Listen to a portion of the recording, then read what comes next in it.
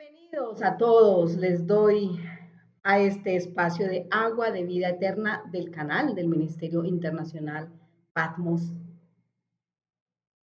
Les invito a que nos tomemos esta refrescante agua de vida, la cual refresca, recordemos, todo nuestro ser y sobre todo nuestro ser interior. Les invito a que hablemos hoy de una campaña de limpieza que emprendió alguien muy importante, una jornada de limpieza increíble.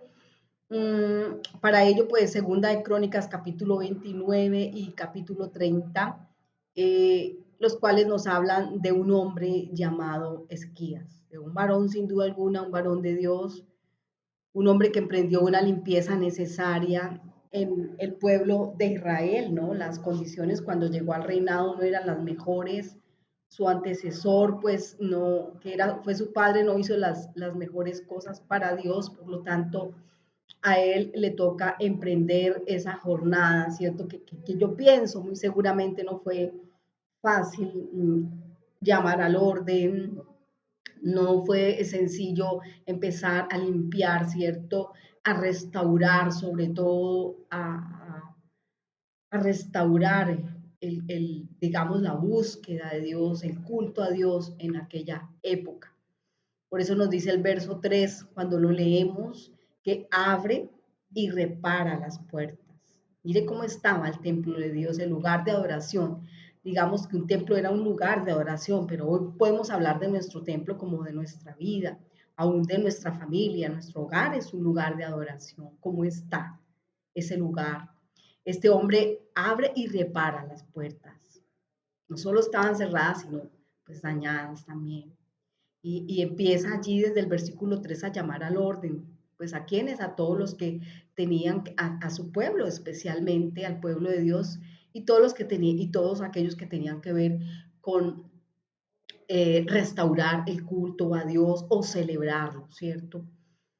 Porque si algo leemos allí en palabras de Ezequías fue que abandonaron a Dios, lo dejaron y apagaron las lámparas.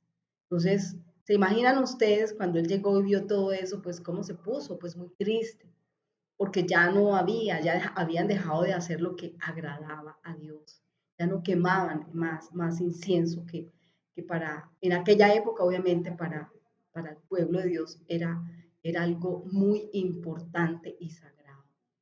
Y él les dice en el versículo 11, no se engañen, por favor, Dios los ha llamado a ustedes para que estén delante de Él, para esto y para lo otro. Por eso es muy importante que leamos, ¿cierto? Así nos tomemos el tiempo para leer estos dos capítulos, como también en el 30 vemos algo súper importante.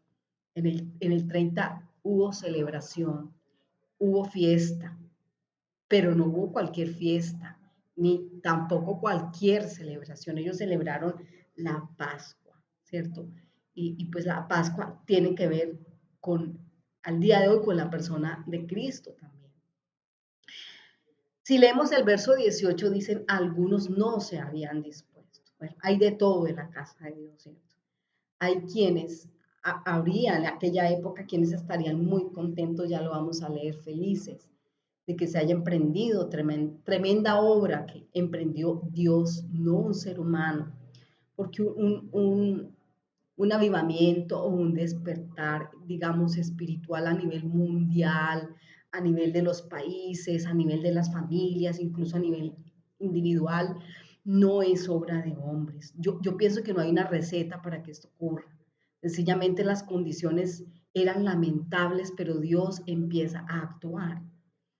Y obviamente levanta pues a Ezequías y pues Dios está haciendo la obra, esa es nuestra esperanza, ¿cierto?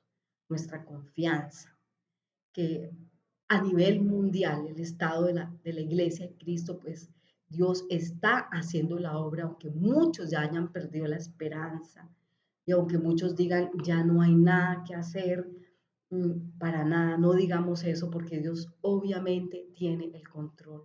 Y así como hubo gente que no se dispuso, la gran mayoría se dispuso a buscar a Dios de corazón, a volver a hacer lo que habían dejado de asistir al culto en aquella época o a buscar a Dios con la mejor actitud, no simplemente porque tocaba o porque había que hacer presencia, ¿no? Ellos la tenían clara en esa época y era la actitud de búsqueda de Dios. Era muy clave y fue clave para que Dios pudiera actuar. Obviamente que sí, para que Dios pudiera hacer la obra en ellos y pudiera hacer un cambio, ¿cierto? En ese estado y en esa situación en la que el pueblo de Dios se encontraba. Finalmente nos dice el versículo 26 que hubo gran regocijo. Ese fue el resultado, alegría, regocijo, y se cambió, ¿cierto? Ese lamento y esa tristeza como en alegría.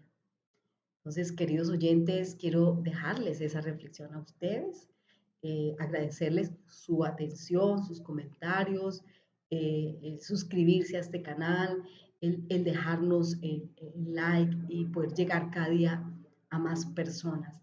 Bienvenidos a todos aquellos que son nuevos a este canal y les invito a que se suscriban. Hasta mañana a una reflexión más de agua de vida eterna.